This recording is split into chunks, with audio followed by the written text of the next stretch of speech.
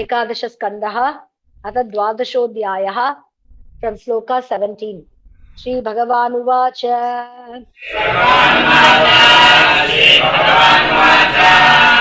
स एष जीवो विवरः प्रसूतिः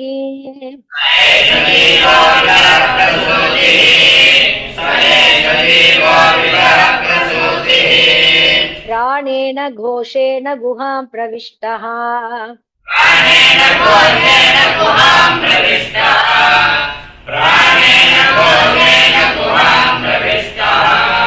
मनोमयं सूक्ष्ममुपेत्य रूपम्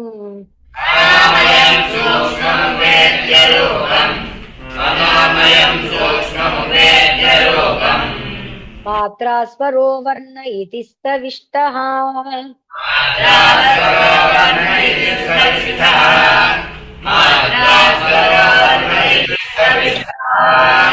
श्री भगवानुवाच स एष जीवो विवरः प्रसूतिः प्राणेन घोषेण गुहां प्रविष्टः मनोमयं सूक्ष्ममुपेत्य रूपम् मात्रा स्वरो वर्ण इति स्तविष्टः यथा न लक्ष्ये अनिलबन्धुरूष्मा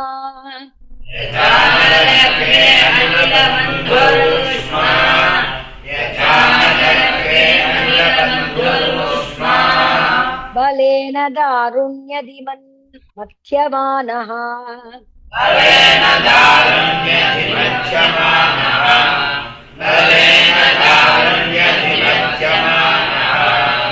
अनुः प्रजातो हविषा समिध्यते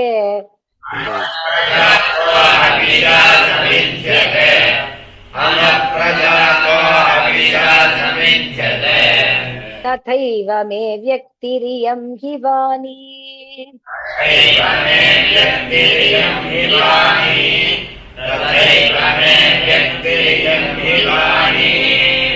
यथा गगने अनिलबन्धुरूष्मा बलेन दारुण्यधिमथ्यमानः अनुप्रजातो हविषा समिध्यते तथैव मे व्यक्तिरियं हि वाणी एवं गतिः कर्म गतिर्विसर्गो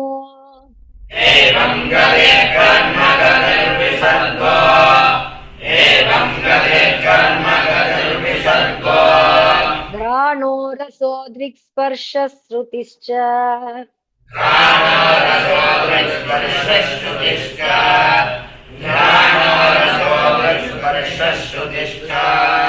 संकल्प विज्ञानमथाभिमानः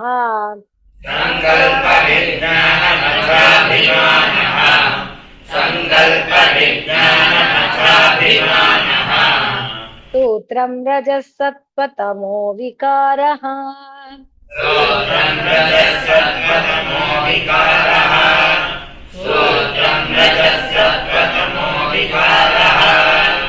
एवं गते कर्म गतिर्विसर्गो घ्राणरसो दृक्स्पर्शश्रुतिश्च संकल्प विज्ञानमथाभिमानः सूत्रं रजसत्पतमो विकारः अयं हि जीवस्त्रिविध अब्जयोनिः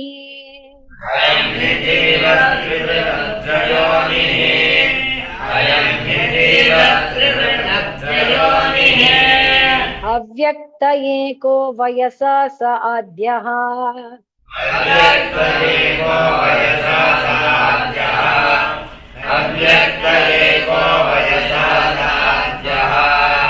विश्लिष्ट शक्तिर्बहुधेव भाति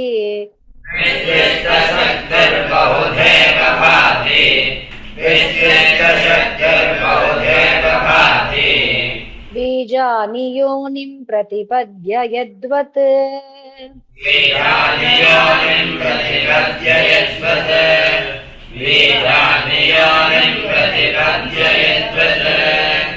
अयं हि जीवस्त्रिविधज्जयोनिः अव्यक्त एको वयसा स आद्यः विशिष्टशक्तिर्बहुधेव भाति बीजानि प्रतिपद्ययद्वत् यस्मिन्निदं प्रोतमशेषभूतम् यस्मिन्निदं प्रोतमशेषमोतम् यस्मिन्निदं प्रोतमशेषमोतम् पटो यथा तन्तुवितान संस्थः पटो यथा तन्तुवितानसंस्थः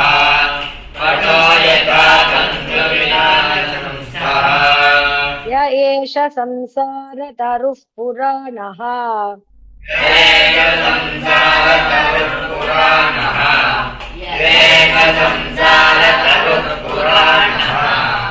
कर्मात्मकः पुष्पफले प्रसूते कर्मात्मकः पुष्पफले प्रसूते कर्मात्मकः पुष्पफले प्रसूते यस्मिन्निदं प्रोतमशेषमोतम् पटो यथा तन्तुवितानसंस्थः येष संसारतरुः पुराणः कर्मात्मकः पुष्पफले प्रसूते वेयस्य बीजे शतमूलस्त्रिनालः अस्य बीजे शतमूलस्त्रिनालः अस्य बीजे शतमूलस्त्रिनालः पञ्चस्कन्धः पञ्चरसः प्रसूतिः पञ्चस्कन्धः पञ्चरसः प्रसूतिः पञ्चस्कन्धः पञ्चरसः प्रसूतिः दशैकशाकोद्विसुपर्णनीडः दशैकशाकोद्विसुपर्णनीडः दशैकशाकोद्विसुपर्णनीडः त्रिवल्कलोद्विपलोर्कः प्रविष्टः त्रिवल्कलोद्विपलोर्कं प्रविष्टः त्रिवल्कलोद्विपलोर्कं प्रविष्टः वेदस्य बीजे शतमूलस्त्रिनालः पञ्चस्कन्धः पञ्चरसः प्रसूतिः दशैकशाकोद्विसुपर्णनीडः त्रिवल्कलोद्विपलोर्कं प्रविष्टः अदन्ति चैकं फलमस्य गृध्रा अदन्ति चैकं फलमस्य गृध्रा अदन्ति चैकं फलमस्य गृध्रा ग्रामे चरा एकमरण्यवासाः ग्रामे चरा एकमरण्यवासाः ग्रामे चरा एकमरण्यवासाः हंसाय एकं बहुरूपमिज्येः हंसाय एकं बहुरूपमिज्येः हंसाय एकं बहुरूपमिज्येः मायामयं वेद स वेदवेदम् मायामयं वेद स वेदवेदम् मायामयं वेद स वेदवेदम्